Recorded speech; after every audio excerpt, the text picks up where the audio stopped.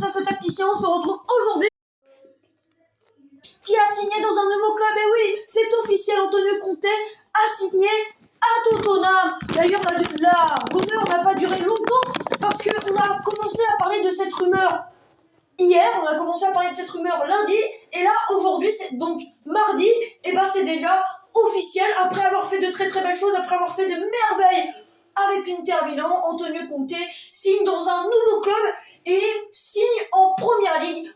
Antonio Conte est de retour en Première Ligue après avoir entraîné Chelsea. Et oui, c'est son deuxième club de Première Ligue qui va entraîner, et il rejoint donc Tottenham, un club ambitieux, un club qui a des ambitions, un club qui a tout simplement envie de rejoindre les grands dans les prochaines années. Un club avec un beau projet. Alors déjà, je vais pas vous mentir, Antonio Conte, c'est un coach que j'admire, un coach que j'adore particulièrement, déjà parce que Antonio Conte, je trouve que c'est un super tacticien. C'est vraiment un tacticien parce qu'il a sa patte, parce qu'il a son style de jeu. On sait que quand il va arriver dans un club, il va mettre soit le 3-4-3, soit le 3-5-2. Et on sait aussi que ces équipes défendent bien. On sait que ces équipes, souvent, elles sont bien en place, mais elles sont aussi capables de bien attaquer. Et puis j'aime aussi parce que c'est un entraîneur qui sait faire confiance à ses joueurs. Et j'aime aussi la manière de diriger ses joueurs, parce que déjà c'est un vrai protecteur avec ses joueurs, comme l'a dit Romelu Lukaku. Antonio Conte avec ses joueurs, c'est un papa, il se comporte comme un père, et c'est aussi ça que j'aime bien. Et puis j'aime le coach, c'est vrai, mais j'aime aussi l'homme, parce qu'il a des valeurs, parce qu'il a des principes. S'il y a un truc qui ne lui plaît pas dans un club, eh ben il se barre, il se casse. Et on l'a vu à l'Inter Milan où il avait des conflits avec les dirigeants de l'Inter. Et ben qu'est-ce qu'il a fait? Il est parti. Et oui, il est comme ça, Antonio Conte. Après, c'est vrai que c'est un très bon coach, mais il y a un petit problème avec l'entraîneur italien, c'est qu'on peut pas se projeter sur le long terme avec lui. Parce que comme souvent il y a des conflits, il y a des disputes avec son club, avec ses dirigeants, et ben à chaque fois il reste pas longtemps, il reste 2-3 saisons. Mais donc se projeter dans le long terme, avec lui c'est un risque. Et c'est ce que fait un petit peu Tottenham, parce que Tottenham, ils ont un projet sur le long terme. Ils ont envie de jouer les premiers rôles en Première Ligue avec Manchester United, avec Manchester City, avec Liverpool, avec ces grands clubs-là. Le problème, c'est que ça, il faut pas croire qu'en une saison tous les problèmes vont être réglés et que dès cette saison-là, Tottenham va pouvoir jouer la gagne en Première Ligue. Non, ça se passe pas comme ça. Donc ça va prendre quand même un petit peu de temps, ça va peut-être prendre 2-3 saisons. Et donc, est-ce que Antonio Conte va durer ou pas? À voir. En tout cas, c'est quand même une valeur sûre, Antonio Conte. On va pas se mentir, il y a déjà pas 50 grands entraîneurs qui sont disponibles sur le marché. Selon moi, les deux grands entraîneurs qui sont disponibles sur le marché actuellement, c'est Zinedine Zidane et Antonio Conte. Donc pour moi, c'est un très bon coup pour Tottenham, parce qu'il recrute un grand coach. Il recrute un entraîneur en plus de ça à poigne, parce que c'est vraiment un entraîneur motivateur. Et en plus de ça, il est assez pragmatique, parce qu'il faut savoir qu'en 2010, il avait un style de jeu. C'était le 4-2-4, c'était vraiment un style de jeu très offensif, mais maintenant il pense plus à l'équilibre. Maintenant c'est un petit peu plus défensif. Il demande déjà à ses attaquants,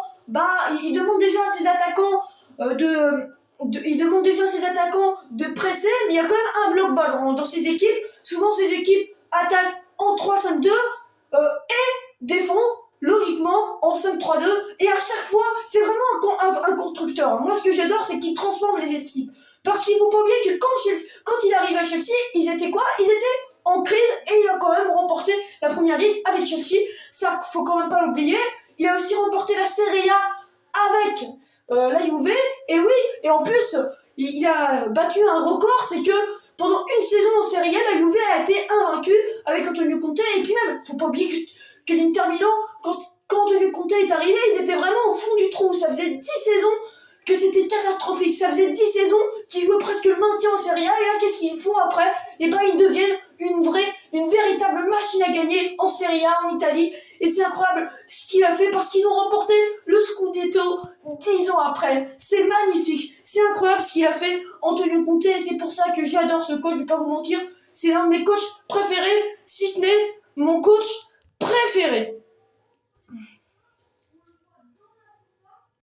Je pense que c'est vraiment un très gros coup pour Tottenham, parce qu'il recrute un très très bon entraîneur. Et on va pas se mentir, quand on regarde tous les entraîneurs de Première Ligue, on peut se dire quand même qu'Antonio Conte maintenant fait partie du haut du panier, qui fait partie des meilleurs entraîneurs de première ligue actuellement, avec des Pep Guardiola, avec des Jürgen Klopp. Donc voilà, après je pense que c'est une petite régression pour Antonio Conte, parce qu'Antonio Conte il entraînait l'Inter Milan qui dominait quand même la Serie A et qui pouvait faire de belles choses en Ligue des Champions, alors que là ça va quand même prendre un petit peu de temps à Tottenham. Tottenham c'est une équipe qui galère un petit peu en ce moment en première ligue, et puis même ils vont quand même jouer la C4. Donc voilà, là pour le moment c'est pas encore une équipe niveau Ligue des Champions, il va falloir transformer tout ça, donc c'est quand même un beau défi, c'est quand même un beau challenge, mais bon ça va prendre du temps et ça va demander pas mal de travail. Après il y a quand même des bonnes bases, mais c'est vrai que c'est une équipe un petit peu déséquilibrée, parce que je trouve que cette équipe là, il y a quand même de très bons joueurs, il y a Christian Romero, il y a évidemment le top player, le meilleur joueur de cette équipe, Harry Kane, mais il y a aussi des joueurs un petit peu moyens, comme je trouve qu'il y a une défense un petit peu moyenne et qu'il va falloir se renforcer à ce point là, parce qu'on va pas se mentir qu'en ce moment Tottenham est en difficulté, notamment défensivement, et puis même il y a des joueurs qui sont très très bons à la base et qui sont pas bons en ce moment, comme Giovanni Lo Celso, qui d'ailleurs, selon certaines rumeurs, est un indésirable pour Antonio Conte. Apparemment, Antonio Conte ne serait pas amoureux du profil de Giovanni Lo Celso, surtout que Giovanni Lo Celso, c'est vrai qu'il a du talent, mais on voit que ces dernières années, il a un petit peu de mal à progresser. Il a une belle marge de progrès, beaucoup de talent, profiter, parce que je trouve qu'il est resté planté à un niveau. Il a du mal à décoller, voilà, je cherchais le mot. Mais je pense que c'est une petite régression pour lui, parce que finalement, en ce moment, quand on compare l'Inter Milan et Tottenham, on va pas se mentir, l'Inter est quand même au-dessus en ce moment de Tottenham. Donc c'est pas génial pour lui. Peut-être qu'à l'avenir Tottenham ce sera une grande équipe. En tout cas, c'est le projet, c'est l'ambition du président Daniel Levy. Mais pour le moment, c'est pas le cas. Et je pense que s'il aurait attendu un petit peu, il aurait peut-être pu entraîner un plus grand club. Comme par exemple Paris en ce moment, ils sont un petit peu en difficulté, pas forcément dans les résultats, mais dans le jeu. Et on parle peut-être que Pochettino va être viré. En tout cas, c'est ce que veulent certains supporters parisiens. Donc voilà, il a peut-être pu attendre un petit peu pour signer à Paris un top club et qui a actuellement sans doute le meilleur effectif du monde. Pareil à Manchester United qui a un très très bon effectif, qui a une très très belle équipe avec de super joueurs. Et en ce moment, on voit aussi qu'ils sont un petit peu en difficulté, même s'ils se sont relancés ce week-end face à Tottenham.